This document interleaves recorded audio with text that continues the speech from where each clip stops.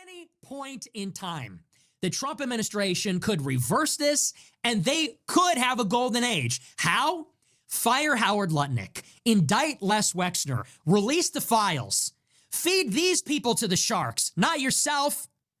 If Trump were smart, he would feed them to the wolves instead of going down with the ship. It doesn't have to be this way.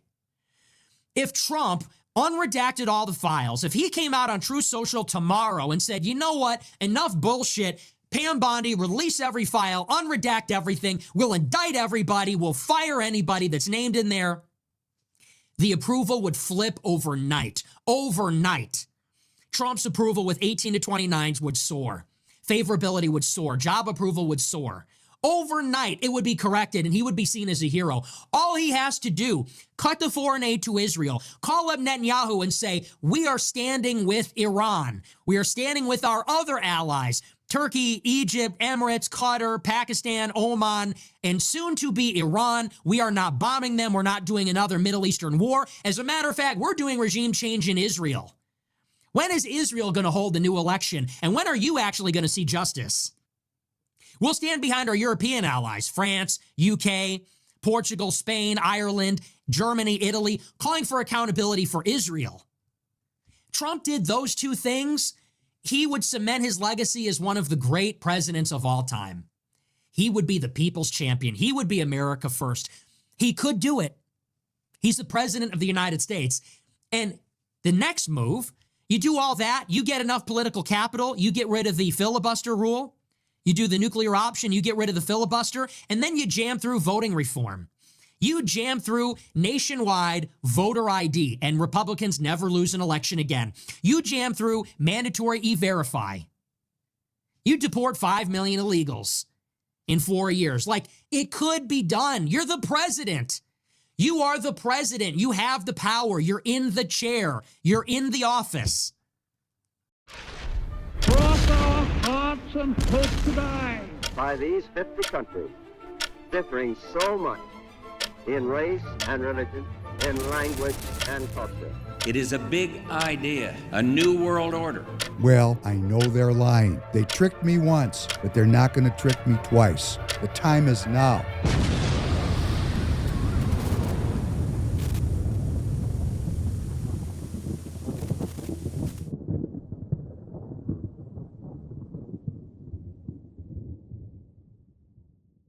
Welcome back to the Professor Penn podcast. David Penn, your host. Glad to be with you as always for episode number 279, Battle Plan, coming to you this Thursday evening, the 12th of February. Yeah, it's 12th already. Good morning, Mr. Tanner. Good morning. The 12th of February, 7 p.m. Central Standard Time. One of the things I enjoy is listening to everybody. Now, I wonder, got a lot of people watching the podcast. Here's Nick Fuentes. I wonder how many people's heads are going to blow off their shoulders because we're running Nick Fuentes. Hey, you know, if you're Jewish, I know Nick Fuentes says a lot of anti-Semitic stuff. Okay, I don't agree with any kind of anti-anything. I'm looking for an American renaissance, a unification, and he says some really interesting and smart things. I do not agree about standing with, our European allies. Maybe he's young and he doesn't get all the memos. However, his basic idea, indict these people and your political capital will soar with 18 to 29-year-olds. Mr. Tanner, you're in that cohort. Yeah. What do you think about Nick's comments? Yeah, I think that's pretty accurate. I think the reason he talks about the defunding Israel and then going as far as that we stand with our other allies, I think that's also a topic that's like strong with the 18 and 29-year-olds. So I think that's why he was like going further into that. So if you're in the Republican Party of Minnesota and you're watching this, okay, look at what the Republican Party is doing and look at the new voters that are coming up. The most important voters in the electorate are the young people because the baton will very soon be passed to them. We're going to try to talk about what is the Republican Party doing here in Minnesota, nationally. What's going on with this Epstein thing? We're going to talk about that. Got a lot of wood to chop tonight. But starting out in this preamble, I just want to say I met with two very important political operatives here in Minnesota. They're from central Minnesota. They're from a district that's probably 70% Republican. When I'm saying 70%, I mean these people are coming from a place where, yeah, there's some leftists there, but they don't hold sway. Everything in that district is Republican down to the dog catcher. And I sat there with them and I was talking to them. And the main, there was the main guy and then his assistant. And, his comment was, there's nothing we can do about this. Now, this is a very powerful man. He's powerful, and I respect him. And I looked at him and I said, I don't judge you, dude. He said, yeah. He said, you know what? There's nothing we can do. The system is so corrupt that they're going to get away with all this. So you know what I told him? What? I said, I suppose you're Christian. You probably pray to Jesus. He said, I do. I said, keep praying like I do every day. Dear Lord, please tell me what to do. Guide my path. And if you wake up one time in the morning and you hear a small voice that says, call David Penn, he'll tell you what to do, I know what to do because I am not giving in to this. Now, I know that there is a great evil that's been laid bare in front of us. And to accommodate that evil, and we're going to talk about that tonight, you really are going to sacrifice some safety, some feelings of safety, some feelings of coherence. And that's not a human thing to do. Humans, generally speaking, don't want to accommodate such grinding realities as we're seeing with the Epstein thing. So I totally get where this friend of mine is coming from. And it's not just the Epstein thing, it's the fraud here in Minnesota. It's like every place we turn, it's fallen apart. And it's fallen apart because we're reaching the end of a paradigm. It's the end of the post-World War II Democrat liberal order. The rules-based order is falling apart, and it's going to be replaced by something. We just don't know what it's going to be. So I do want to say that we as citizens can choose to create this future by being involved in politics. I'm going to remind everybody every Thursday night, 7 p.m. on X, a space Minnesota Speaks. Now, if you're from outstate, like Skinny's coming in from New York, and you appear there, that's cool because it could be Minnesota Speaks to the whole world because Minnesota is the center of the evil. Do you notice how it's all going down right here, isn't it, Tanner? It's really going down 10 right minutes from here. Yeah. Are they still out in the streets? I don't know. I don't go to that part of the town. Well, they are. I'm telling you, nothing is stopped. It's still going down. Yeah, just it being on TV has stopped a little bit. Well, it's been a little bit knocked out of the news cycle until the next trauma comes. Yeah. But it's going on. It's going down. The fraud's still going on. Just saw 3 weeks ago, there was did you see that video on X where that Somali woman was going through the Minneapolis-St. Paul airport and they opened up her suitcase and she had $800,000 in cash? No, I didn't see that. Oh, that. it was gripping. We should find that and play it. And she's going, "Kid, that's my money." And I'm thinking to myself, wow, I've never seen $700,000 in cash too. Yeah. Yeah, I mean, come on. And, it's still going on. I want to share with everybody, and Tanner and I are working on something with Royce. We appreciate everybody being here on YouTube and watching on X. There's a cap on the audience we can get the way we're pursuing the promotion of Free People Radio, and that's because we're searching for truth. The traditional platforms that control distribution are looking for entertainment. Like we have a friend that does basketball shorts, right? Yep. Millions of views. Millions. I mean, if we went over to an all sports thing here, we'd probably be jamming. Now, granted, he's really good at what he does. So I feel he deserves it, but there's a cap for this kind of content. And here. Yeah, on YouTube. So we're going to start, and I would like to say it would be what's the date next Monday? Today is I think it's the 18th next Monday. Let's see, it's the 12th, 13th, 14th, 15th, the 16th, I think. 16th. Okay, allegedly, we might not get it done. I'm giving myself a little wiggle room. We're going to start a 5-day-a-week. That'll be Royce and I will start a 5-day-a-week live stream morning drive time show, which you could listen to it in your car when you're driving in on the radio.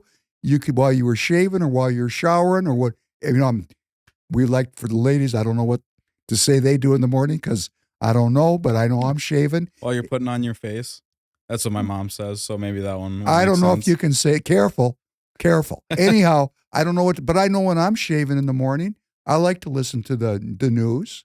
And so we're going to have this drive time show, 7 to 9 a.m. and the channel will be Free People Radio, correct? Yeah, I'm pretty sure it'll be Free People Radio on Rumble. And also, if you miss the live stream, you can watch the replay on Rumble. So we're going to start, and Royce and I are going to say Geronimo, and we're probably just going to talk the first couple of shows, and then we're going to have live call-ins. Think how cool that's going to be. You want to talk to Royce? You can call in. We'll get you on. We can have a conversation. And then I know how this is going to go down because Royce and I are both, stupid creative. So, you're going to have to figure all this out, young man. But I'm not sure, but I'm relatively sure because we can't play a lot of music on here because there's copyright issues. Yep. We're going to have music. We'll probably do movie clips that we can't run on here. I mean, it's going to be, and then my dream, I want this thing to be big time. I want this to be so cool and well produced that we can get the millions of participants in a community, and we're building a community. We're also bringing up at the same time this show's going on, we're going to bring up a new organization called Free People of America, which is a companion piece to Free People Radio. It's our Turning Point USA, but focused on Minnesota first. Why? Because it doesn't matter where in the world you're listening to me. I don't care if it's Australia. Thank you for listening. I know we got listeners in Australia. We got them in all over Europe. Yeah. But wherever you are, what happens here in Minnesota is ground zero for everything because of the University of Minnesota, because of we'll talk about this relative to the Epstein thing, because of the way the Satanists view the world's ley lines, energy centers. I mean, there's a reason why Minnesota is the way it is. It didn't just jump up out of nowhere. There is a hidden group of, I won't label them, but they have tremendous power, and it's right here in Minnesota. So Free People of America, which is going to be a national organization, we're going to focus on changing our neighborhoods. I live here in Minnesota. We're doing it right here. Tanner's now a delegate. He's not on the couch. He's doing it. And, I love my friends that I went out with that are political last night. We had a great conversation. They're burned out. Okay, young people, step right on up. That's another thing. We can work on getting the young people into this new community we're building. I also want to say that relative to the Professor Penn podcast, because we're going to be doing this 5 days a week, we really haven't figured out how the podcast is going to work. We do know we're going to have a guest in studio on Friday, which is Mr. Dave Hughes, who's running for Congress up in CD7. We're recording him on Friday. That'll go up Tuesday. And we're just going to have to figure out a way to work in the podcast because we're getting quite busy here. And I tell you, and I mean this, we're making these changes.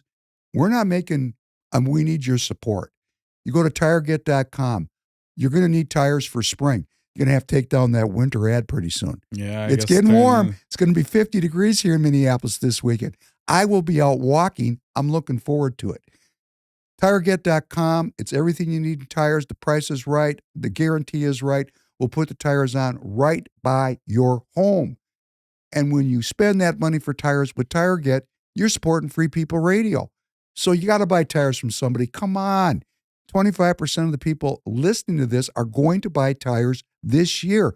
Please remember Free People Radio. Please call me crazy. Professor Penn podcast. Hebrews, our morning show. We need your support because we want to expand this and make it better and better all the time. You can go to the Free People store, Free People Radio /store. Go buy 20 of these and pass out this just right. We're not far right. We're right. You know, we're right. We're just right. Now, there's a lot of people that don't think we're right, but they didn't wake up yet, or they're evil. And, you know, that's just the way it is. I'm sorry. I'm just going to tell you, there's a lot of sellouts out there that are going to take the money, and they really don't care about their fellow Minnesota or American citizen. And I think that's just not cool. I think there's a third category in there, and I think it's people that refuse to accept the truth. They didn't wake up yet. Yeah, I guess that is that. They didn't wake up yet. Denial. Just right in front of everybody's faces. You know, you're talking about it. We're seeing it's in every single branch. And I was having a conversation with my friend about how the saying "all roads lead to Rome" is starting to make a lot of sense. Oh, that's a great segue into where we're heading next. Bookmark "All Roads Lead to Rome." But before we go to Rome, I want to share that Michelle Tafoya's campaign is in full swing now here, along with Adam Schwartz. And we're going to talk about both of them tonight. We're going to start out with a little vignette about Kristine Snell. Kristine Snell is a neighbor of mine, lives in my neighborhood, and she is Michelle Tafoya's campaign manager. She comes out of the Emmer camp, Tom Emmer. CD6, third most powerful person in the Congress. Well, that's just great. But maybe he's the second one. He's the House Majority Whip. He might be number 2. I think he's number 2. My point is, Kristine Snell, who I know personally, is managing Tafoya's campaign. So guess what I did, Tanner? I sent her a text because I have her telephone number, and I said, I'll read it. I can read it. Let me read it to you. Why should I try to remember when in fact I can actually read it? Because Kristine may be affected by this. I said, "Hi, Kristine. David Penn here." She knows who I am. Proposal: 3 debates for the Senate candidates between now and convention. We already have a 700-seat CD3 auditorium booked the first Wednesday of March, April, and May. Armed security. Everybody gets wanted. Video recording. We can find a suitable moderator. We can establish who else participates in rules. We can get this streamed nationally. Thanks in advance for your comments back. If Michelle is better, here's a venue where she can prove it. This debate is good for the voters. That's not a very inflammatory text, right? No. Friendly? Yeah. Kristine, you didn't respond. You know why she didn't respond? Because Kristine Snell and Michelle Tafoya are not of the people. They are of the elite billionaire class. Do you need tires? Go to tireget.com, TIREGET.com. The link is down in the description. I don't know about you, but I don't like waiting in a tire shop or talking to a salesman. TireGet makes it so easy I can order the tires right from my couch. Seriously, it's one website, a few clicks, and the tires are delivered right to your installer. You drop off your car, and boom, your tires are on. Plus, you get to support Free People Radio. So not only do you get tires, but you also get to support your favorite show. We'll even throw in an extra little deal. Just enter promo code FPR in the checkout for an extra 3% off. Now, she portrays herself as a political outsider. That's because she's never done politics before. But she's so embedded in the superstructure of the system that generated Jeffrey Epstein. And I know you're not going to like that when I say it. But when we start to understand, when we open our mind to the coordinated nature of this evil and how it hires broadcasters and politicians and actors and actresses and rock stars and rappers to keep us hating ourselves and each other, when we understand that what is portrayed as happens is not that. It's actually quite well orchestrated and quite well thought through decades in advance. For example, Club of Rome was in the 1960s and came up with the environmental enemy, the environmental problem, because there was no enemies in the 60s. It was in the first turning after World War II had ended, and they're looking around and saying, well, how do we make the people afraid? Everything's good. It's the Beatles. Man, these people are way too happy. We got to find a way to scare them so we can control them. Oh, the environment. We're going to have a new age. You're too young to remember this. The first rollout was, there's a new ice age coming. That was the first. You don't remember that, do you? No. Ice age. Go back and look it up. I was in school. Ice age, what? We're all going to die. No agriculture. We got to get control of our environment. It's hydrocarbons. It's going to be an ice age. All the pollution's going to block the sun. We're going to have another ice age. They started that, didn't work. Then they came up with the next one and the next one. And by the time they got down to your generation, would you say your generation as a cohort pretty much thinks we're going to have global climate change? Yeah, I think everybody accepts that. Yeah, okay. Scam. Just a scam. Do you know that the Rockefellers came up with many years ago that oil was fossil fuels? Like it was from dinosaur bones. Yeah. We believed that. I believe the magic bullet theory. We believe that's not true. What the hell is oil then? You're telling me that's not, I obviously didn't think it was just dinosaur bones, but I thought it was like biological matter that just. What they've tried to do is make it sound like it's a scarce resource and it's going to run out. So its value is higher. Oh. There's oil everywhere. But it's just a soup of like biological things breaking down. I have no idea what it is, and I don't. I'm not a scientist. I don't know, and I don't believe what these people are telling me. I just learned something today. No, wait a second. When I was your age, I thought it was coming from dinosaur bones. Yeah, I was 26, believing it right now. So well, it's everywhere. It's not a limited resource. I'm not saying it's an unlimited resource. Yeah, but it's certainly not going to run out. When I was your age, they were saying by 1995. There isn't going to be any oil left. And there's oil everywhere. And there's gas everywhere. So why would they shut down the production of it? Well, because we're going to have global warming and everybody's going to die. But actually, when you remove oil from your economy, things grind to a halt. You got to live in a 15-minute city. Because, if you're left with two alternatives, keep driving your car and everybody's going to die, or live in a 15-minute city where you can get everything you need 15 minutes from your house. See, they've been working on this stuff for decades.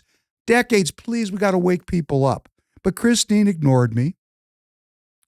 And Kristine, when this gets back to you, I'm going to keep saying, you ignored me. And Michelle Tafoya is such a scared rabbit in such an empty blouse, she won't get up on the stage to debate. Because actually, when you get her off script, she doesn't know her ass from a pop gun. On script, she's so to get. And if I'm wrong, Kristine, why don't you do this debate with me and let her prove it? Because I'm telling you, if she's got chops, I'll acknowledge it. When have you seen me not change my position when I'm confronted that I'm wrong? You've seen me say, I'm sorry. Yeah, you're one of the most open-minded people I know. Right, come on. But if you never show up, how would we ever know? And then if you're not going to show up, I have to conclude, because here's the story, right? We're not going to debate Royce White. He's not worthy of debating. Well, that's rather insulting to the millions of Minnesotans that voted for him and still love him. That's rather insulting. You're insulting them. So you got that door, or you got, it's our campaign strategy not to debate. Why would that be? Why would you do that? What are you hiding? No. And Kristine, let me take a step farther. I want to go a step farther. Forget Michelle and Royce. I'll debate just you. Come on into Free People Radio, or let's find a neutral venue, and you and I can talk about any issue you want to, and let's see what happens. Because the people that run this thing, they don't know what's going on. They think they do.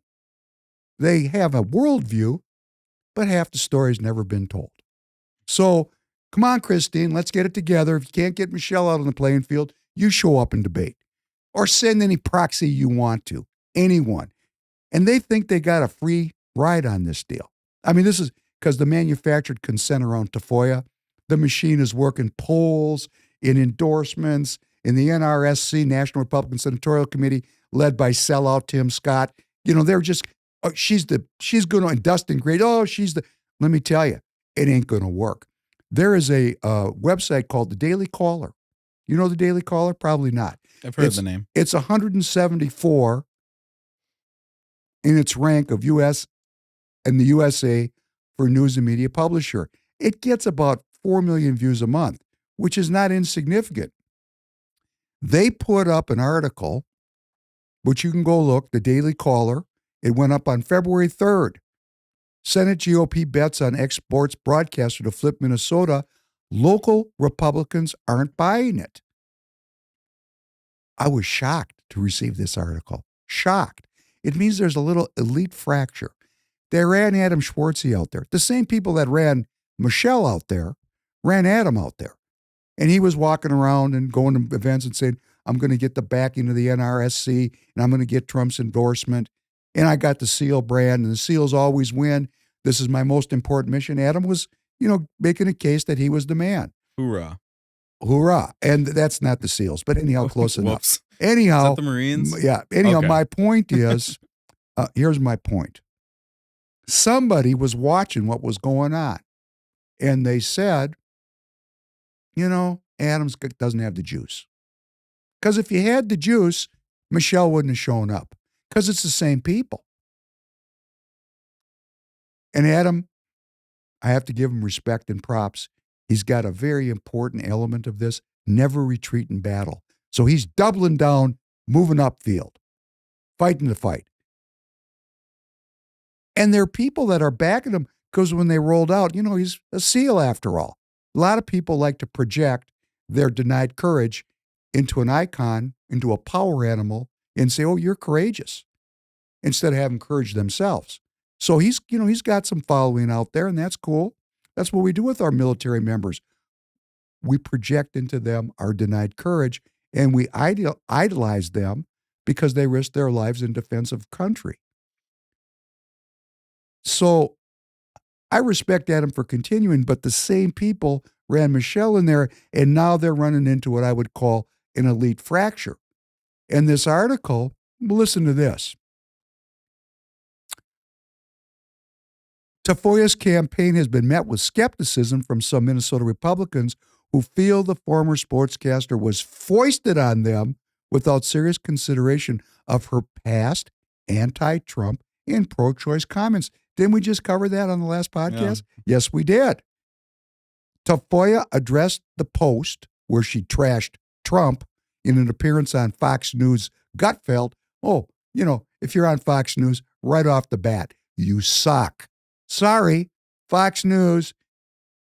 Come on. I mean, why don't you just watch MSNBC? Why don't you watch CNN? They're all the same. It's just part of dividing you up to hate each other.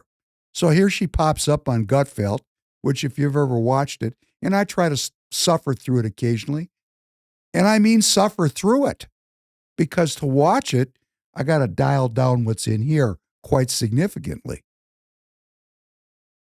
And she said on the show, I had my own little Trump protest back in 2022. No, we covered it. She said, don't run.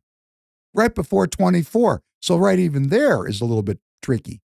Tafoya admitted she was clearly wrong, explaining that only a non-traditional, disruptive candidate like Donald Trump could achieve all the things he has achieved. But if you remember the clip we played, she said, oh, the chaos. We can't have this chaos. We need to go back to the status quo, is what she was really saying. Stability. So she's so in contradiction of herself. On the one hand, her campaign is about, we got to return to normalcy. But on the other hand, she's saying Trump was the only one that could have disrupted things. And when you start lying like this, that's when you get contradictions. When you start BSing. But see, Michelle and Kristine, I'm watching, and I'm not going to let you off the hook. You're going to have one position. And then, oh my God, you've heard me talk about Mary Amlaw. Mary Amlaw does not like me. And I have to say, she's one of the few people I would have to agree or admit, I don't really like her very much personally because I caught her going around the state trashing me, and we'd never met. And when I met her, I said, Mary, why are you trashing me? We don't even know each other. Let's go out for coffee. I will never go out to coffee with you. Oh, really? Why is that? Is it because I'm Jewish? And then I saw her flying these Israeli flags everywhere, and I started saying to her, quit using the Jewish identity. And so we don't get along. But Mary Amlaw, who probably is in the bag for Schwartzy, maybe she's in the bag for Royce. I don't know. Maybe I have to make up with her. Remember what I'm saying? We don't have to like each other. It's about aligned interests. Mm-hmm. Listen to this one. Mary Amlaw pops up here on the Daily Caller, and she fears Tafoya is not a uniter because of her changing positions. She was against Trump, having asked him not to run for president. Now she has recanted her position, and the timing of her recent statements is suspiciously politically timed. As she flip-flops, she will be like every other politician. Oh, really? Glad we see that eye to eye. Mary, we have aligned interests. I just don't see her as a uniter the Republicans need. And then they interviewed G here in Minnesota politics, Minnesota State Senator Nathan Weissenberg, and he expressed concerns over Tafoya calling herself a pro-abortion Republican, or calling herself a pro-choice Republican. And he went off on that. He just said, no, we can't be doing that. And he goes, people here in Minnesota are not pro-abortion, so they don't like that stance at all. This is the state senator, Nathan Weissenberg, talking. We don't like that stance at all. But then having the NRSC get behind her immediately is alarming to me. This is an elected official saying, oh, NRSC? Kiss of death for him. Because it means you're a sellout, because you're taking the money. Both Adam wanted that money too. Let's just remember who these people are. Frickin' frack. We're going to talk about that in just a minute.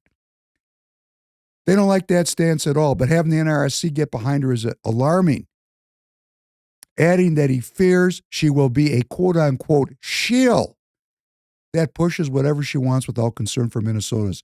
Quote, I don't want someone who is, just going to be bought and paid for. Whoa, wow.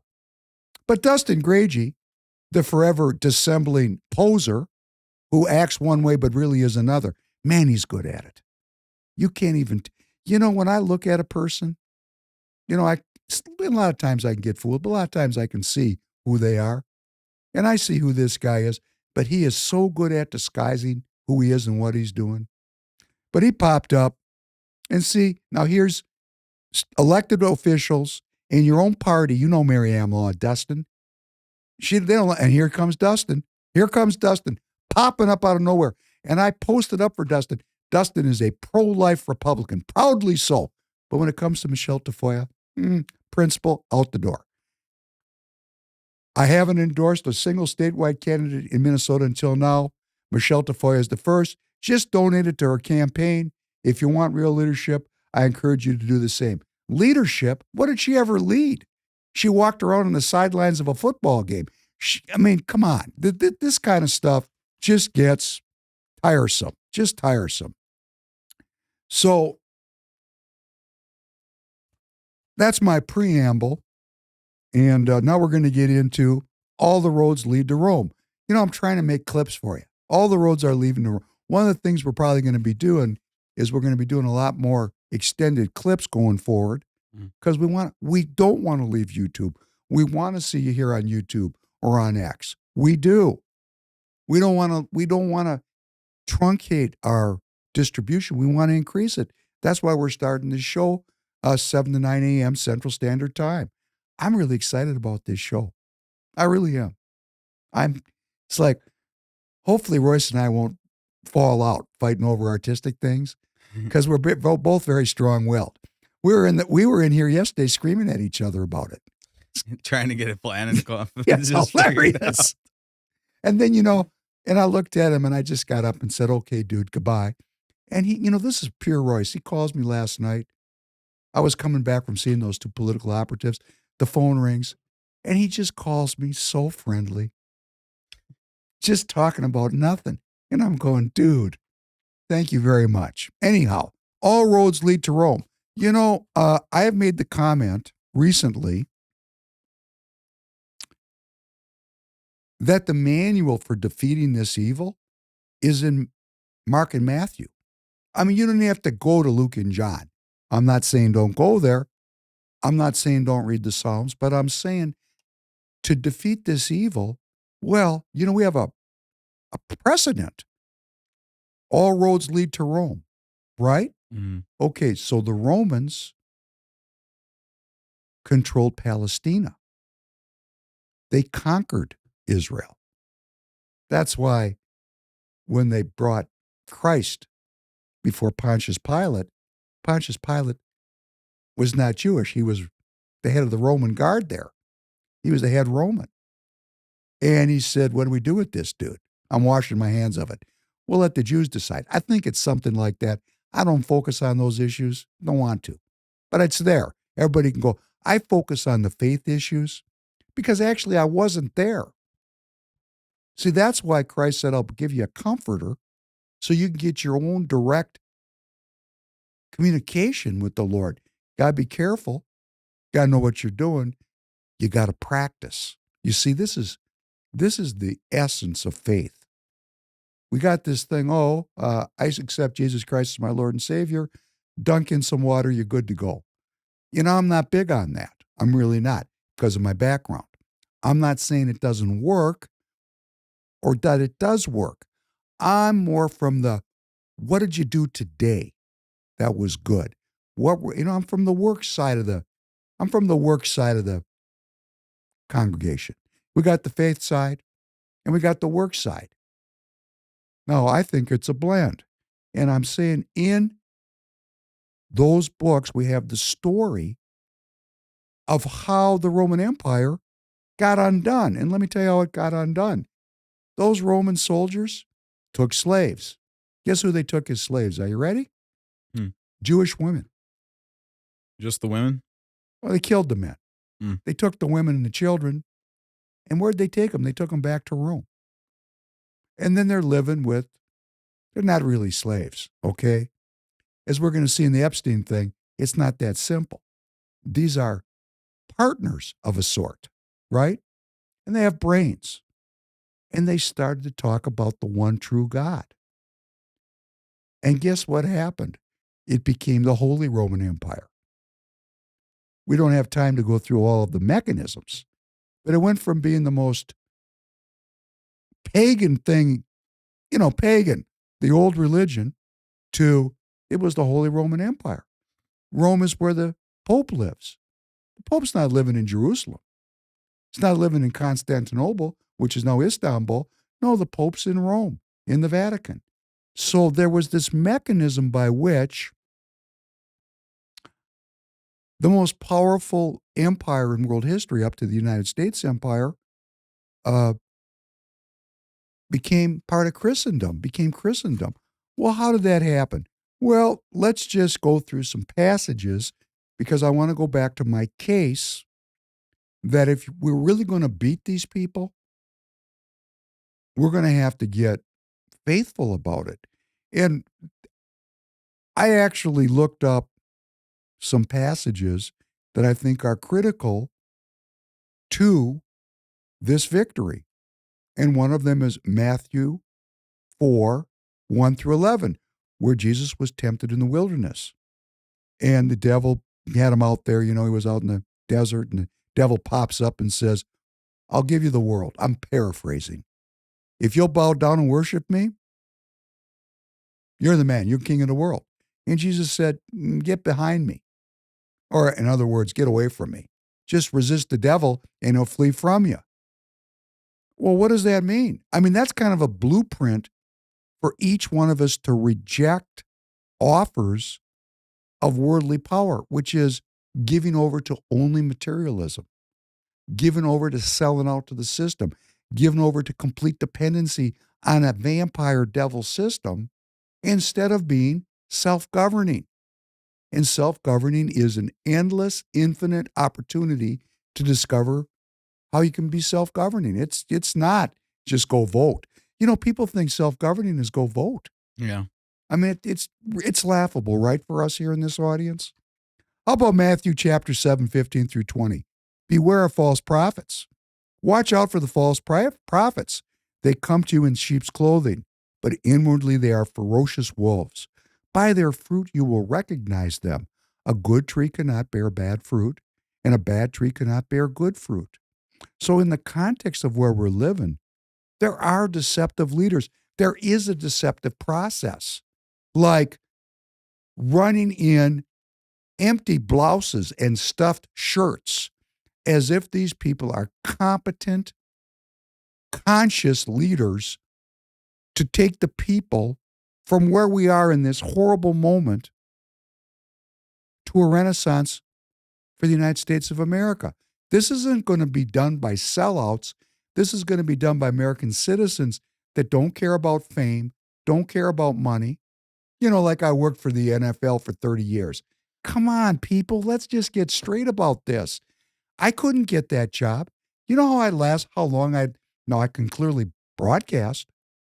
But when the NFL would say to me, David, you can't say that, I'd say what? Well, you can't say that. Say what? And that'd be the end of my career, just that quick. That's why I'm self-employed. See, Michelle was never self-employed. The reason I'm self-employed is I can't work for anybody because I get fired. You gotta know yourself, right? Yeah. Okay, that's me. So when you sell out, and if you're working for somebody, Tanner knows. Have you ever bit your tongue around me? Around you? Yeah. Yeah. Okay. See, you work here. He's the boss. I better be careful what I say, right? I guess it's never been that context, but I've held my tongue before. But you know what I'm saying. I know what you're saying. You have to, I've been in job positions where I felt like yeah. But we have a power imbalance. I am the guy that signs the paycheck. Yeah, at the end of the day, I'm going to listen to you, yeah. Yeah, but at the end of the day, I'm going to listen to you because that's how we roll here at Free People of America. We want to treat others as we wish to be treated. So if you have something to say, you say it. Don't necessarily say it on air. But, I don't want, and in my company, we don't do that to each other. I mean, we really want to be frank. And I'll tell you, this is why the powers that be want to throttle everybody. Because for me, dealing with people in a business or in a political setting where you're actually going to honor them and listen to them, it takes a lot of time. It's emotionally involving. And, when you really are committed to not being in control, it's hard to make things work. I'm trying to master the art of having a successful outcome without being controlling and cruel. You've worked for people that are not nice, I'm sure. Yeah. Okay, I don't want to do that. I don't think it's necessary. But that's just a theory. See, that's another thing. In life, we're all experimenting. But see, we're not experimenting with Matthew and Mark. That Roman Empire became the Holy Roman Empire, and then it became Christendom. So something happened on the roads leading to Rome. Something happened. And what happened was the story of the gospel. Christ changed that empire into Christianity. Now, that's 2,000 years ago. We're right back to the empire. But it lasted a long damn time. That's why we talk a lot about self-empowerment. This is the self-empowerment part of the podcast where I'm going to say, we're not going to beat these people unless we have faith. Matthew 10, chapter 10, 16 through 22. I am sending you out like sheep among wolves. Oh, that's true. Therefore, be as shrewd as snakes and innocent as doves. Be on your guard. You will be handed over to the local councils and flogged in the synagogues. Brother will betray brother to death. You will be hated by everyone because of your faith, because of Christ, but the one who stands firm to the end will be saved. Well, boy, I'll tell you what, now we're getting into the faith aspect. Are you going to pick up your cross and bear it? Are you going to keep faith to your end? Do you believe you'll be saved? That's a statement of works and faith. Are you going to stay firm till the end, till we get this victory? Well, what's the victory? It's sitting right in front of us. As Nick Fuentes said, if they just round all these people up, just round them all up and prosecute them and expose this worldwide evil, and then get the voting right, you know what? Hey, this is going to be some big changes. Why isn't that happening? I don't know. You know what I hope like a child? I hope they're waiting for timing. Like, if you're rounding them all up right now, it's still a long time to the election.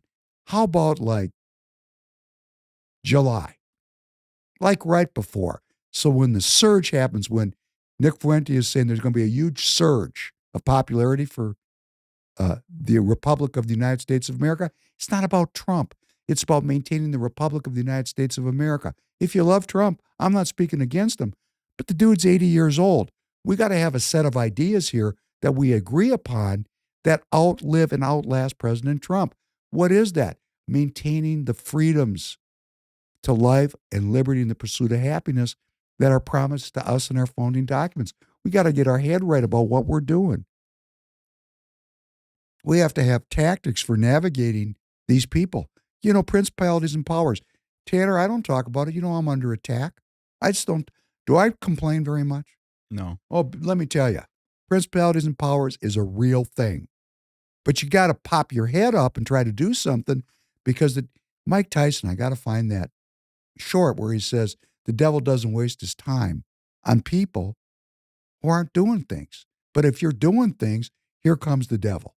It's a great clip. Write it down. We got to play that one. Matthew chapter 12. But if it is by the Spirit of God that I drive out demons, then the kingdom of God has come upon you.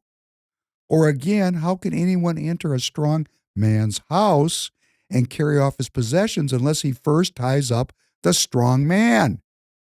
Okay, this indicates that there is a spiritual authority to bind and dismantle powerful evil forces. I love Mark. You could read Mark in an hour. Just read it every day. If you want to find God, if you're a leftist that you tuned in and you want to hate on me, do your own research. You're a science-based person. Read Mark 1,000 times, over and over. Take you an hour a day. Read it for 3 years every day. Get back to me. Let me know if you're still a leftist after you've read that for 3 years. When you don't do the work and you just want to throw bricks that they leave for you because some wealthy people put a pallet of them on the street for you, if that's what you want to do, you're missing the opportunity not to transform society because you're wrecking it. You're missing the opportunity to transform yourself. So let them do it. Let's transform ourselves, and these people will very quickly become insignificant. They're only significant because we've lost our courage and our faith. When we reclaim our courage and our faith, these people don't matter. Have faith in God. Jesus answered, truly I tell you, if anyone says to this mountain, go throw yourself into the sea, and does not doubt in their heart, but believes that what they say will happen, it will be done for them. Therefore, I tell you, whatever you ask for in prayer, believe that you've received it, and ye shall have it. That is a very critical. I know Jesus said that. I can feel it. I read the Bible. I look at what I can feel. I know whatsoever you wish for when you pray, believe you received it, and you shall have it. You don't get to set the timing. But if you hold and you stand on faith and what you're asking for is okay, it's righteous, it's coming true. But you got to take a risk. You got to take a risk. And if you're sinning and giving over to sin and you're asking for something and believing you're going to receive it, the channel's not sufficiently open for reality to manifest. And if you study physics, I don't want to go scientific on everybody, but the new physics supports this idea. Whatsoever you wish for when you pray, believe you've received it, and ye shall have it. It's not easy to do because of doubt. But when you reach that place, faith is a weapon as it regards the New World Order. Yep, there we go. Whoops. Cautionary tale. Cautionary. As regards Epstein, what are they going to say about Epstein? I mean, come on. This is this kind of faith that we need to overcome this kind of evil. Let me tell you, we're going to talk about this. They have a faith. It's anti-faith, but it is faith. I mean, you got to be pretty faithful to give over to doing what they did. I mean, you got to really have a reason for doing it. Because the natural human thing to abuse children, that's not natural. Is that natural? No.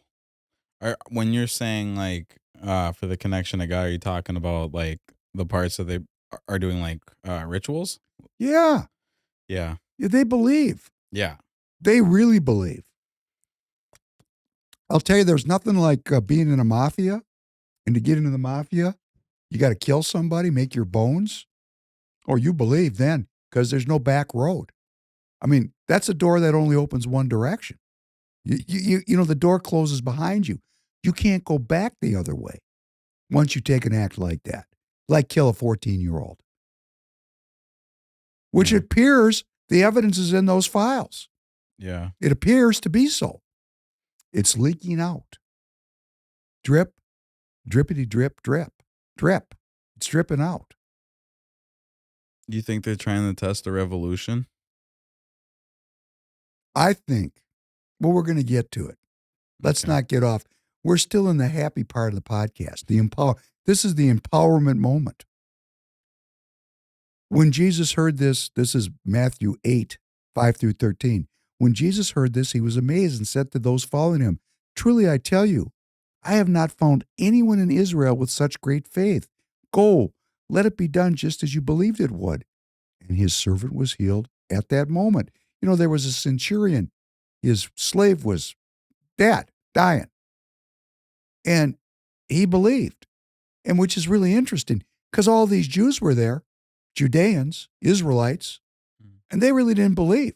They said, "Isn't that carpenter? That's that carpenter, that crazy bastard." They're still saying that to this very day. To this very day, they're saying that. But the centurion, he looked at Jesus and said, "Whoa." So, you got to have eyes to see and ears to hear. And faith overcomes unbelief and demonic confrontations. Everything is possible for one who believes. I do believe. Help me overcome my own belief. And Jesus rebuked the impure spirit for him. So even if your faith's not made whole, God will work with you. You got to give over. If you never give over to experimenting with making a relationship with God, you'll never have a relationship with God unless he chooses you. Kind of did that to me. I mean, if you have that, well, strap in, baby. It's not going to be a friendly ride. But for the majority of people, it's incumbent upon us. And even though I was confronted with something I wasn't looking for, it's still incumbent upon me to be the choosing person. You know, the Jews say they're the chosen people. I like to say I'm a choosing person because you can be chosen all you want to. And if you stay mired in drugs, porn, and all kinds of other, sinful activities, it's not going to work. To get that anointing, to get that relationship, you have to make a choice. I have to make, not you, me, I have to make a choice every day about what I'm doing, every minute. It's a narrow path. But you know what? It was a narrow path. Maybe it'll become a wide path because I believe in miracles. The one who stands firm to the end will be saved. I mean, this is where we're at. We're going through a very trying, very difficult time in world history. And like I was talking about my friends, they just said, "No, can't win." Well, okay. I love them and I hope they change their mind. I'm not giving up. TireGet.com, where convenience meets the road. Why make buying tires complicated? With TireGet.com, it's simple. TireGet.com, one site, a few clicks, and the tires of your choice are shipped to an installer right by your house.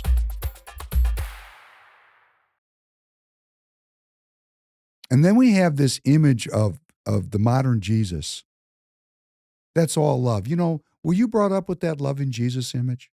Yeah. What would Jesus do? Right? Yeah. Turn the other cheek. Yeah. Well, turn the other cheek is kind of a scam too. Yeah. That one's being overturned with further analysis about the left hand was unclean. I mean, we're talking about before toilet paper, right? Mm-hmm. So people didn't really eat or do anything with their left hand. So if you're going to strike someone, you're going to strike them with their right hand. You want to disrespect them, strike them with your right hand, backhand them, right? Mm-hmm. You're not going to kill them. They're going to disrespect you. Backhand, right hand. Turn the other cheek. Make them really hit you. It's an act of defiance. It's pitched as an act of submission or some kind of, I don't know even what you'd call it. But this is the man that went through the crowd like a whirlwind. Who it's written about him, do not suppose that I have come to bring peace on the earth. I did not come to bring peace, but I came with the sword. This is Matthew 10:34. Do they teach this in your church? Do they read Matthew 10:34 from the altar? I'm sure they did. I just wasn't listening. I don't know. I don't really believe so because I found it later on in life. Okay. Well, I don't know. I'd like to find out. Were you in the Lutheran church growing up? Yeah. I mean, I don't know. Do the Lutherans stand up there and go, Jesus said, does this sound like a Lutheran thing for Jesus? I don't know. No. I do not suppose that I have come to bring peace to the earth. I did not come to bring peace, but a sword. And then they have all these ways that they kind of couch that, right? But in reality, it's kind of dispositive evidence. This is Jesus talking. I'm not here for peace. What's he going to do with that sword? What's he going to do with that sword is defeat this evil that surrounds us. $20 billion stolen here, our city in flames, people in the streets, barricades, just all kinds of, there's so many arms sales in the Federal Register, I can't even keep up with it. Yeah. I can't even keep up with it. I cannot keep up with it. So let's just talk about what's really going on, the real deal in the real material world. Can you please play number 2? In the previous administration, my first term, I rebuilt the military. And that's why we hit Venezuela, tremendous success. As you know, we have a massive flotilla right now going over to Iran. We'll see what happens. I think they want to make a deal. I think they'd be foolish if they didn't. We took out their nuclear power last time, and we'll have to see if we take out more this time. President Trump talking to Larry Kudlow there about the situation in Iran. As you look at a map, the U.S. military assets are now in place, as the president called it, an armada. And now there is word that the president might send a second carrier group into that region as these negotiations with Iran continue. Joining us to talk about the situation in the Middle East, Iran, the midterm elections, and more, one-time presidential candidate, former U.S. ambassador to the UN, and former South Carolina governor, Republican Nikki Haley. She's now the Walter P. Stern Chair at Hudson Institute. Thank you much for being here. It's great to be with you again, Brett. Thank you. What is your take on where we stand with Iran? Obviously, these talks are going on in Oman. You've been on the other side of talks with the Iranians many times. I mean, we can see how this is going to play out. The Iranians are going to meet. They're going to basically say, yes, we will reduce the amount of nuclear production. They'll even say they're not going to do any. They're going to ask for sanction relief, and then they'll probably ask for some money. This is a legacy-defining moment for President Trump. Iran has never been weaker than they are right now. He did a great thing when he did Operation Midnight Hammer and weakened them. He stood with Israel and made sure that we weaken their proxies, and we're trying to get those out of the way. But the one thing you don't want to do is you don't want to send all these resources over there and then still have the Iranian regime standing. The key at the end of the day is no nuclear enrichment, no more ballistic missile or drone activity, making sure the Iranian people finally have the freedom that they deserve and no more money going to their proxies. And Iran's never going to agree to that, and that's why I think the president needs to take his moment and make this a legacy-defining moment. Yeah, She's advocating for the United States military to decapitate the Iranian regime. That's her advocacy. Adam Schwartzy couldn't come to grips with admitting that he was aligned with Nikki Haley in the 2024 presidential race. He keeps saying I'm lying about it. But Adam, you never made the case to me that you really were,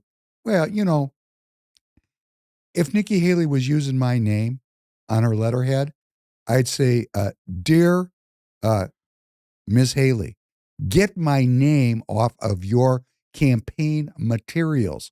I wouldn't allow myself to be used because I find her to be so disgusting here on Fox News, which of course is promoting this, or she wouldn't be on there.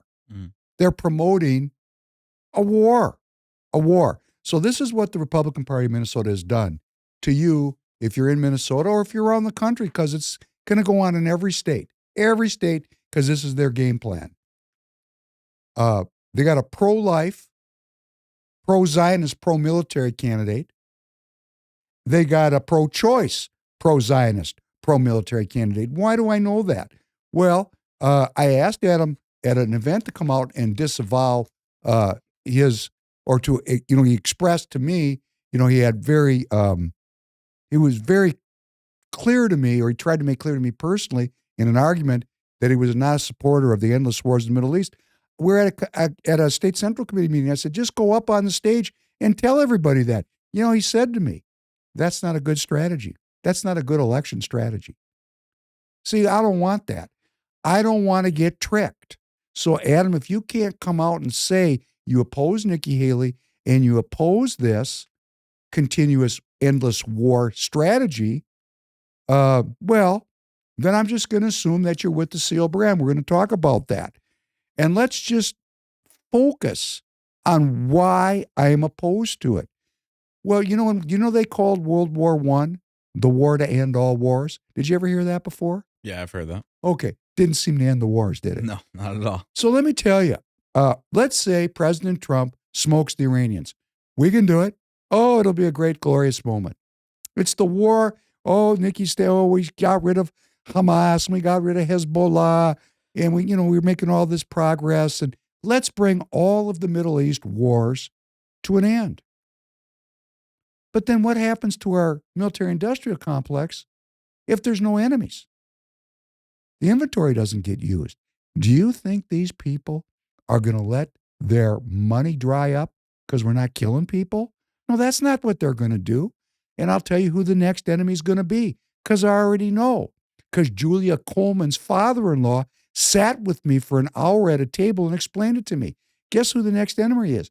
The next enemy is Turkey. That's the next enemy. Another Muslim country.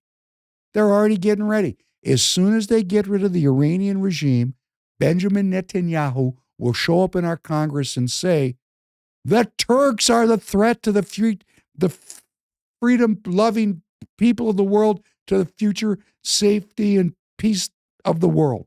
Got to get rid of Erdogan and the Turks. And they're just going to start down that pathway. There's no end to this until we really understand. We got to understand. It's a mess. And I'm not saying we give up our military might. I'm saying until we arrest these people and slow them down, they're just going to keep finding another war. They've been doing it since World War I. The Federal Reserve started in 1913. World War I was 1914. And all we've done is be at war since then. Why? Because war is fantastic business. It's the best business. Keeps people poor, keeps people hungry, keeps people dependent. Government's got to borrow a lot of money. And who do they borrow it from? Private bankers. I mean, how can we just stay in this place? And I'll tell you how. We're not self-empowered. So go back to Mark, go back to Matthew, read it every day for 3 years, and get back to me and see if it changes your life. Because it will. That I can guarantee. And Adam makes such a big deal about the SEAL brand.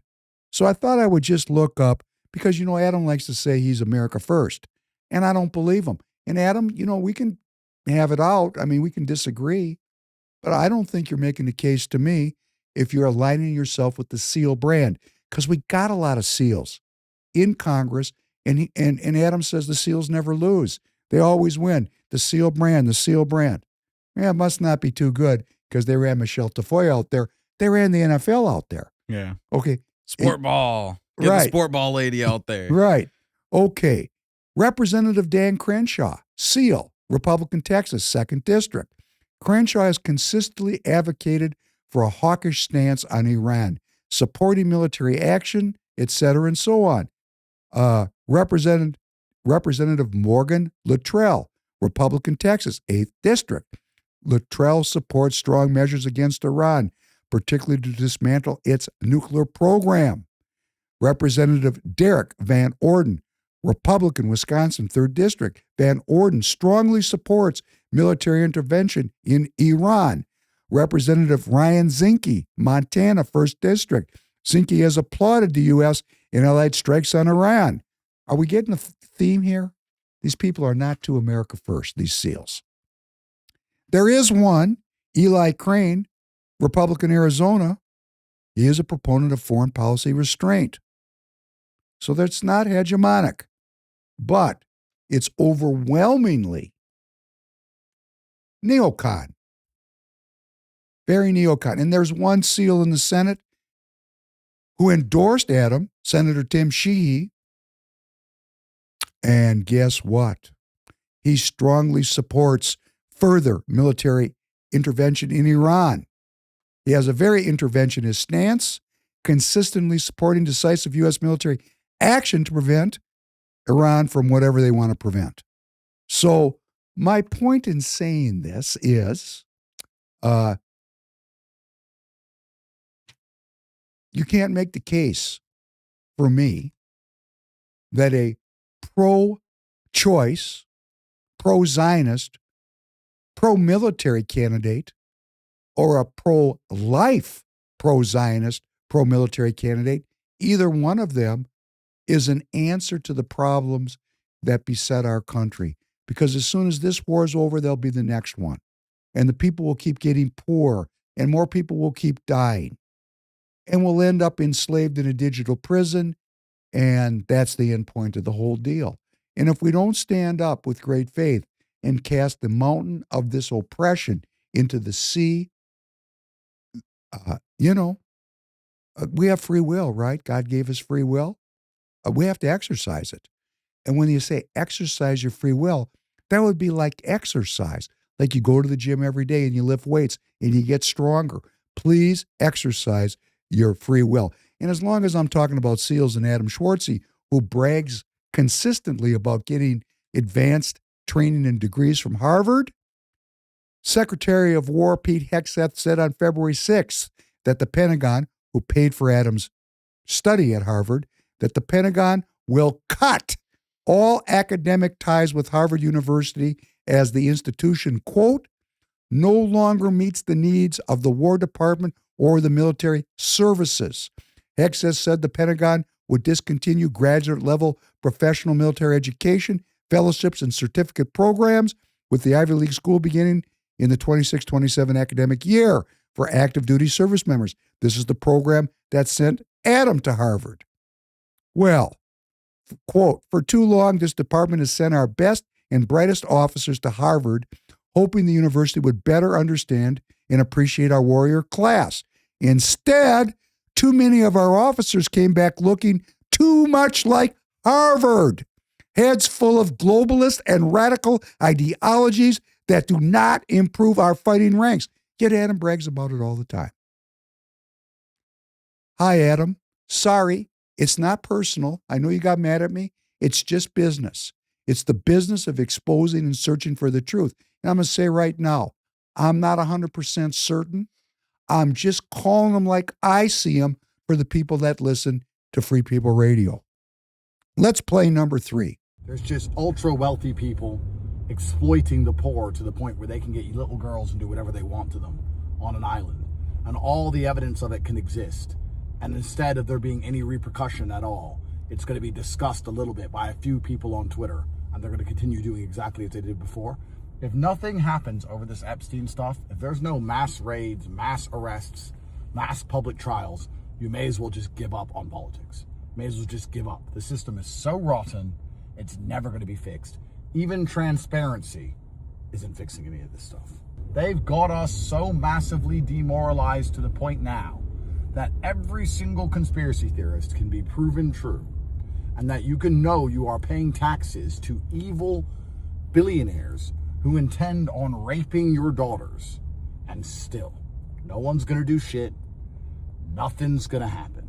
The system's gonna keep on limping on, and you're gonna pretend that this Epstein expose sticks something. Oh yeah, I'm sure Epstein was the only man who knew girls for the elites, I'm sure. Anyone who's been anywhere near the top, let me tell you, there's plenty of guys like him. Plenty. Well, we played Nick Fuentes and Andrew Tate tonight, not because I am a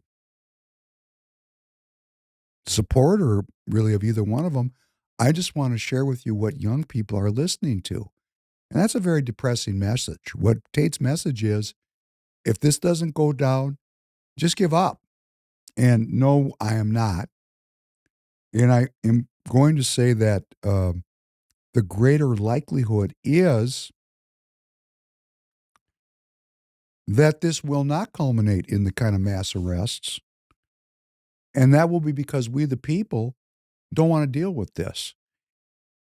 And it's a little bit like in the days of old, and we're on horseback and we're heading to the castle, and we have a grievance with the king. And on the road to the castle, we come up on a fork in the road, and there's 3 bodies hanging on crosses. The crosses are inverted. The bodies are hanging upside down. They're flayed, and their heads are chopped off. And I'm going to look at you, and I'm going to say, Tanner, that looks pretty dangerous down that road. What do you think? And what are you going to say? Yeah, let's take the other way. Let's take the road. Let's go this direction. That looks very dangerous. And that's why one of the reasons they use these horrible rituals, because this is not a new phenomenon. This thing that we're getting a glimpse of with Epstein, it's very widely spread throughout the world. This is when they say the old religion, this is the old religion. This is the religion of human sacrifice, human exploitation that Abraham brought to an end on Mount Moriah when he went up that mountain with Isaac and he was going to sacrifice him. And God said, not necessary. We're not going to do that to children. Children are mine. They are children of God. They are not your inventory to rape and eat. We're going to quit that right now. In fact, they talk about the Muslims before there was Islam. They used to entertain themselves. And I heard this from a Muslim man. I'm not making this up. His name happened to be Jihad. He said, you know, my people, talking about the Palestinians, before there was Islam, used to entertain themselves by digging pits, putting wild dogs in the pits, and throwing children in there. That was entertainment. I'm just reporting what I was told. So, we have a very brutal capability as human beings. And there's, like when you go to church, there's an entire liturgy and theology and ritual system that is to move you from birth to death. And I'm not talking about the exploitative money part. I'm talking about the pure intent of the Church of Christ. There is a process by which a person is sanctified, made holy, and then is redeemed and gains eternal life. That is the concept to go from beginning to end as a believer. And there's an anti-concept to this,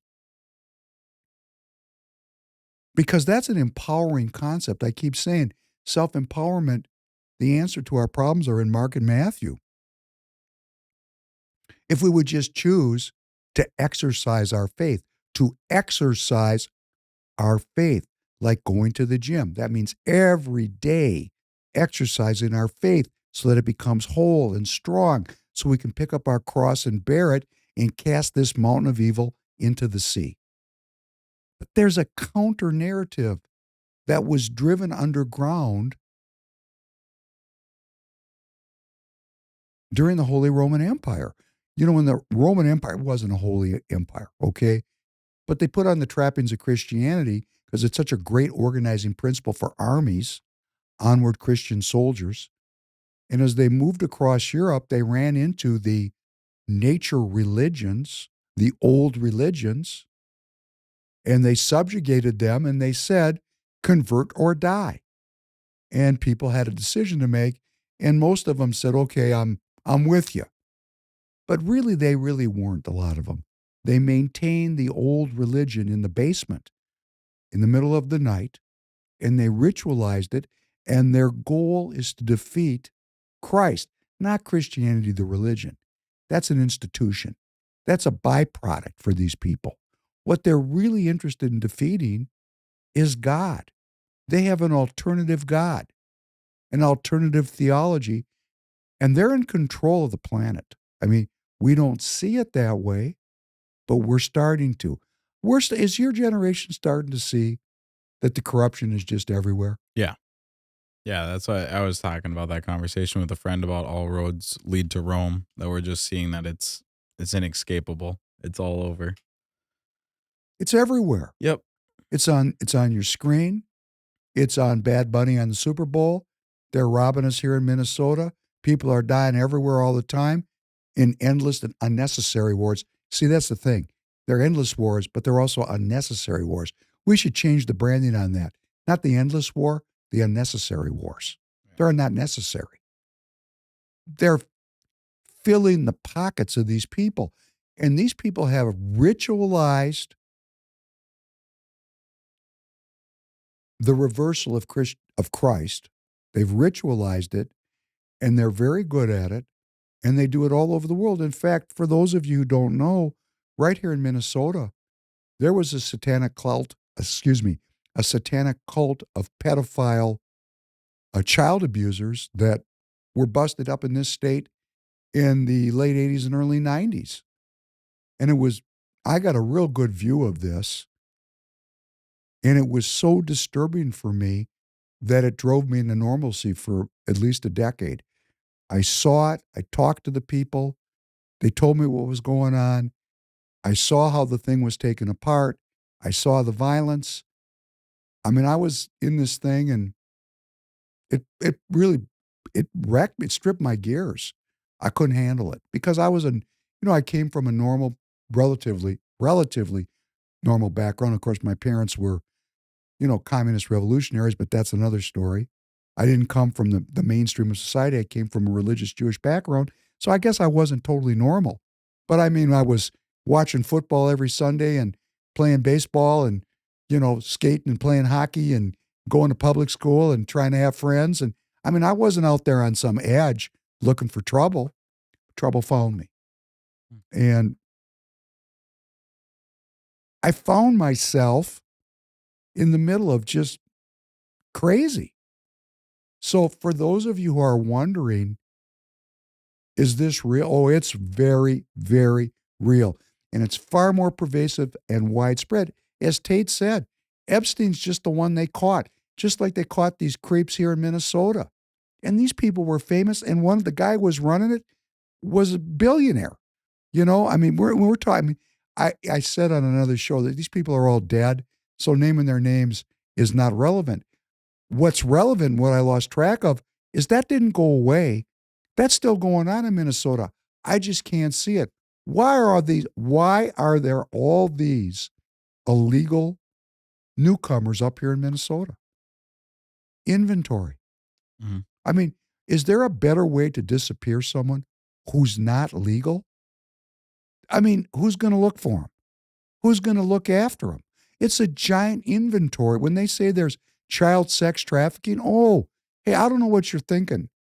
And I guess there's just some wackos that are just deviants. But at the bottom of this hole is a very organized international religion. And for you to get to the top echelon of almost anything, you got to give over to it. And we could play an hour of media people, entertainment people, music people, political people, making the signs and symbols and adorning themselves and using the iconology of this religion. We got to take it serious. The countermeasure is faith. If you want to maintain a republic where you're free, there is an organized, thousands of year old evil. They don't, and I'll tell you another thing, Tanner, they don't think they're evil. They think the Christians are evil. Left and right, old and young, white and black, but now we're getting down to the polarization that matters. All these surface conflicts are to keep people distracted so they don't look at the real battle between good and evil. And now we got a glimpse of it. Got a little glimpse of it with the Epstein. Just a little glimpse with the fraud. Just a little glimpse with the unnecessary wars. We have a glimpse. We're starting to dial in and see it. But boy, did you watch the Super Bowl? Not a second of it. I watched it just for research. But it was well watched. I mean, we all tuned on into football. Yeah. As if it mattered. Yeah. And then that empty blouse, Michelle Tafoya says, I was on the sidelines where the stakes are the highest. There's no stakes in football. I mean, it's just ridiculous. It's a game for entertainment. You might as well play cards. Yeah. It's like playing cards. And you know what? It's playing cards for people that are too lazy to play cards. Yeah. Just flip on the screen. Oh, look at this. Get your chips and your guacamole or your pizza and you're good to go. Now, this thing is so organized. I just want to show you just one little glimpse of it. There's a thing that it's discontinued now, was called the Terramar Project. It was started by Ghislaine Maxwell, who's the woman that was the confederate of Jeffrey Epstein. And the focus of this group, that was a nonprofit, was to create a global ocean community and give a voice to the high seas. Already it's weird, right? Mm-hmm. We're going to create a global, with what? The fishes?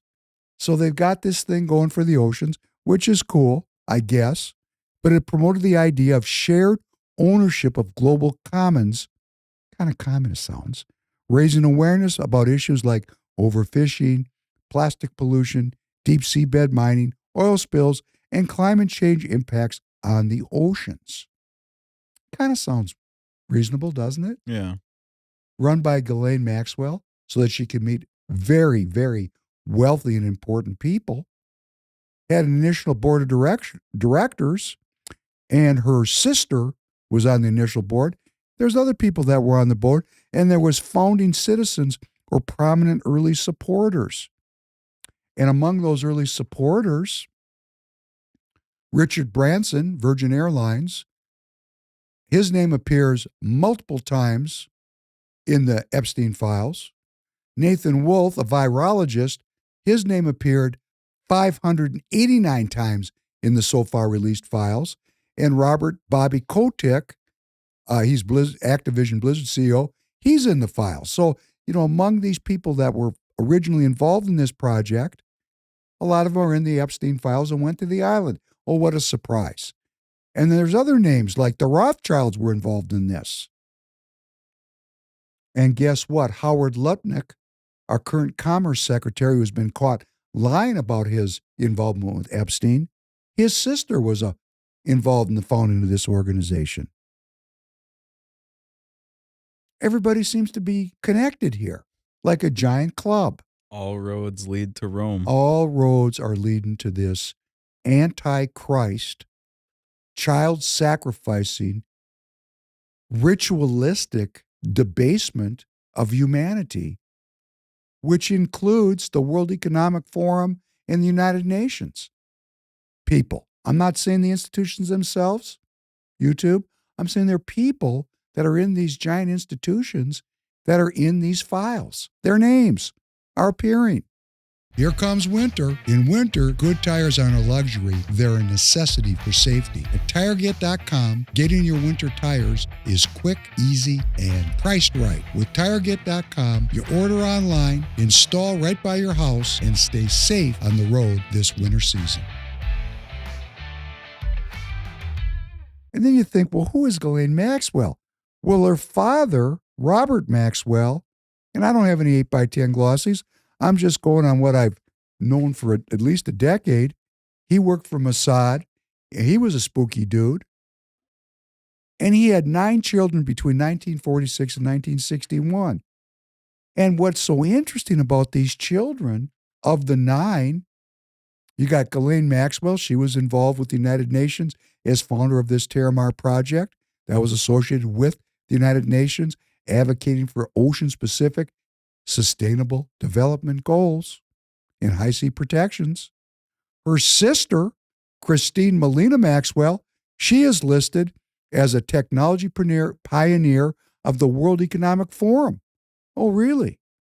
Isabel Maxwell, the twin sister of Kristine, she is also a technology pioneer of the World Economic Forum. Well, what technologies is the WEF pioneering? That'd be artificial intelligence, robotics, all the things that would be considered anti-human. That's what they're up to, in my opinion. So here's 3 Maxwells that are involved out of 9. How do you get that? I mean, how do you do that? Well, you got a club, and Dad got 9 kids. 6 ran for the hills, which will happen in a family like that. But 3 of them said, Dad, I want to be in the mafia. And they were, and they are.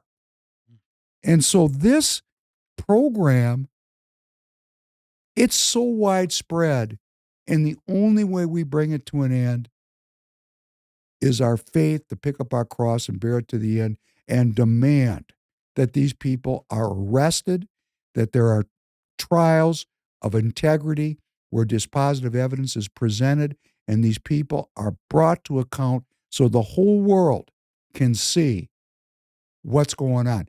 You know, they tried to do that with the Nuremberg trials.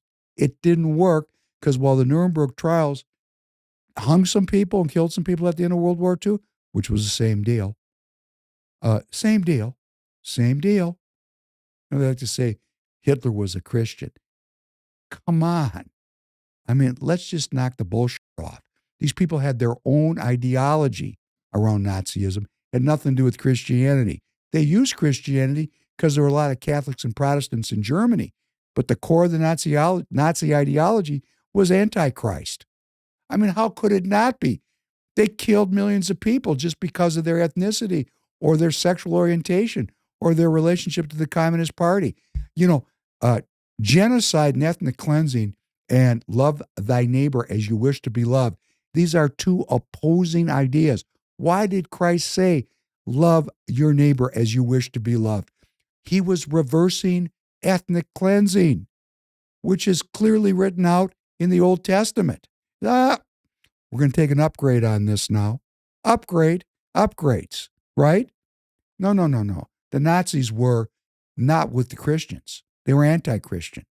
So we tried at the end of World War II to have an accounting for the world, but while our government, the United States government, was trying a handful of the worst, they imported thousands of people under Operation Paperclip into our academic elite system.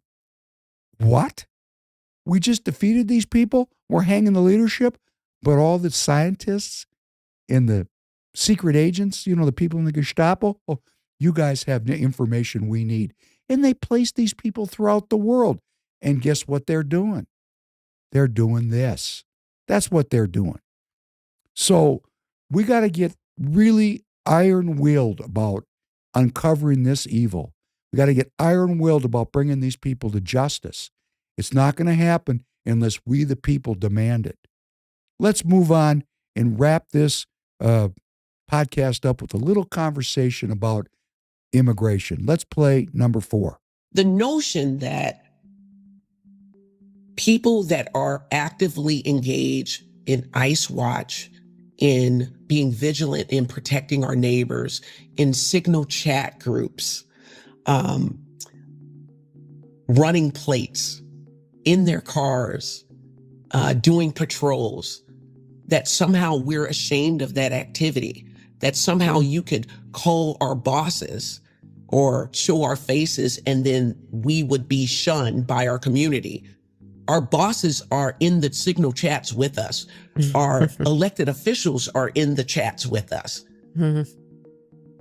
Our nanas, the hockey coaches, the soccer moms, everybody that's anybody is doing the work of protecting our neighbors, because that's how we show up in Minneapolis and St. Paul. That's one of my favorites. Marsha Howard, prominent in the teachers union, talking about what's happening here. She said, hey, guess what?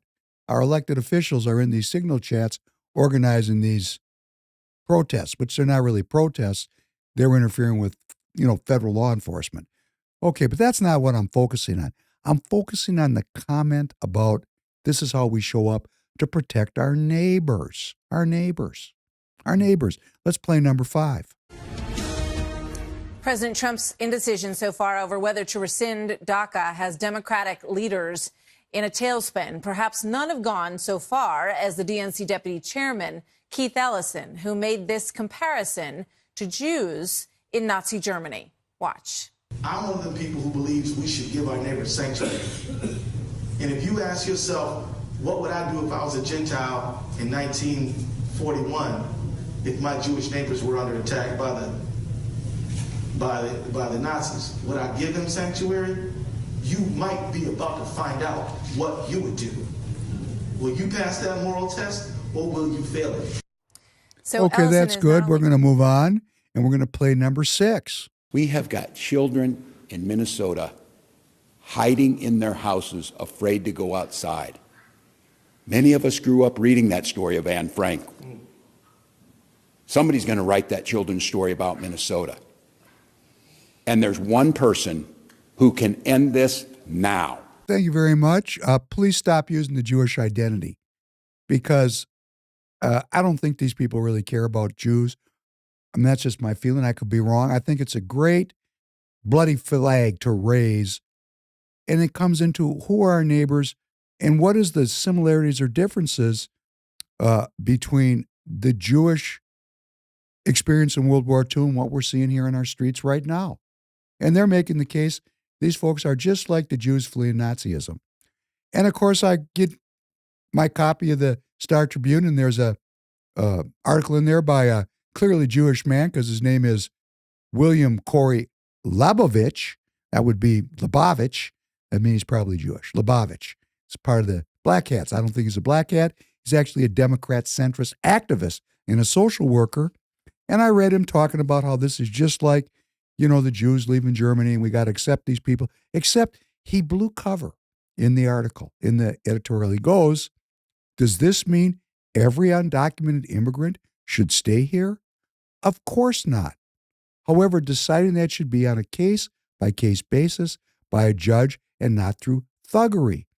For example, a college student who was evacuated from Gaza was forced out of France after she started posting anti-Semitic remarks online, including pictures of Adolf Hitler and the tagline, "Kill all the Jews." She was sent to Qatar. So this Jewish commentator is saying, all these people are our neighbors, except the ones I don't like. And I don't like the ones that are anti-Semitic. I mean, come on, this is such a scam now that I can't tolerate it a second more. First of all, the Jewish migration out of Europe was not organic. It was organized by the Rothschilds and the British Crown. In 1905, 5% of the population of Palestine was Jewish. Just downstream, 30 or 40 years later, there were 700,000 Jews in Palestine, and they turned it into Israel. So that's not organic. That was planned, and billions were spent on making that happen by the Rothschilds. The same Rothschild family that was in the Terramar Project. I mean, it's not the same people, but it's the same family that owns the banks that was involved with Ghislaine Maxwell in her Terramar Project. Same folks still out there operating things. So it wasn't an organic movement from Eastern Europe to Israel. But when the Nazis got control of things, I will testify that if you didn't get out, you died. So that movement from 1933 through 1945. That movement of the Jews out of Germany at that time, let me tell you, that was get out if you can, and if you can't get out, you're dead. That is very different than what is happening at our border. The use of the Jewish identity to say that these neighbors, our new neighbors, are just like the Jews, which is what Keith Ellison said, what was what Tim Walz implied, is a misappropriation of history. There are asylum seekers in this wave of immigration that if they are returned, they will be killed. And I do agree, those people, based on the laws of our country, the laws on the, if we're going to have rule of law, these people have declared a request for asylum, and under the laws of our country, if they can prove they'll be killed if they go home, that's a case for them to stay, unless you don't like that and you want to get into politics and change the law. The law can be changed through your involvement. I'm not saying the law is written on a rock. It's iterative and it changes. But if you don't work in politics to change it, what are you complaining for? If we don't follow the law, we got nothing except chaos. So there are some asylum seekers in there, but a great percentage of these people were very systematically and very carefully driven out of their countries and up in the United States of America using migration as a weapon of war. No different than the Rothschilds took the Jews out of Eastern Europe and took over Israel. Not because the Jews, the Jews were being persecuted, but that's not why it happened. It happened because they wanted to protect the Suez Canal. The Rothschilds working with the British Crown, they wanted to protect that Suez Canal and the oil fields. So still to this day, our outpost in the Middle East is Israel. Still to this day, the anchor of all of our military operations in the Middle East is Israel. That idea started in about 1840. This is a 200-year problem that was set up not to save Jews, but to make money. It was a money-making scheme. And, the Jews they got used. And they let themselves be used because where they were in Eastern Europe, they were being persecuted and killed in pogroms. But not to the extent that the Nazis did it. Those pogroms, and my family told me about this. You're sitting at home, and a bunch of dudes come in on horseback, and they rape the woman and steal all your shit. That's a pogrom, okay? That's not like being rounded up, taken out of your home, sent to a death camp, and exterminated. And for those of you that don't believe that happened, I'm going to tell you, I have people in my family that told me firsthand what happened. I have firsthand, person-to-person, peer-to-peer accounts of it. So, do I know it was 6 million? If it was 1 million, it's crazy. 1 million people being rounded up and systematically eliminated, that is genocide. And so the Jews that were in Germany and in Eastern Europe after the Nazis got control, that was not an organized migration. That was get out if you can. It was individual. Hey, Mom, I think we better leave. How are we going to do it? I don't know. Pack your suitcase. We're leaving right now. That's called you don't have an option. And still, the United States government had quotas on immigration and Jews were denied entry. And in, use of the Jewish identity, our immigration and asylum laws are changed because of what happened in the 1939 to 1945 period, because Jews were not en masse allowed to immigrate into the United States. And then Ellison and Walz used this and say this weaponized migration set up by the same kind of people with the same kind of ideology that moved the Jews from Eastern Europe to Israel. It's Israel now, it used to be Palestine. The same idea was to move these people out of all over the world. They came from everywhere across our border to do what? The Cloward Piven model of overwhelming a welfare state, breaking it, and creating communism in the United States. So the Republic of the United States has ended, so the Constitution has ended, and so that you and I live in squalor and live in degeneracy and to live demoralized in a very much shortened lifespan as we're eliminated in preparation for the technology that's right in front of us. They don't need us anymore. That's my theory of the case. And I'm not kidding around about it. And I'm going to fight these people because I'm fighting for my life. And how am I going to do it? I'm going to exercise my faith so that this mountain of evil can be cast into the sea of nevermore. And we need to do it, all of us, and everyone that is converted and picks up their cross and bears it and joins this fight will be blessed by doing so. That is what it is to be a Republican, not the Republican Party of Minnesota, a bunch of sellouts, ne'er-do-wells, and half-wits for the most part. No, the concept of republicanism. When you pick up that cross, when you bear this burden of defending freedom, you will have a baggage drop and you'll be born again. That is the spiritual payoff for taking the risk and putting your energy into this.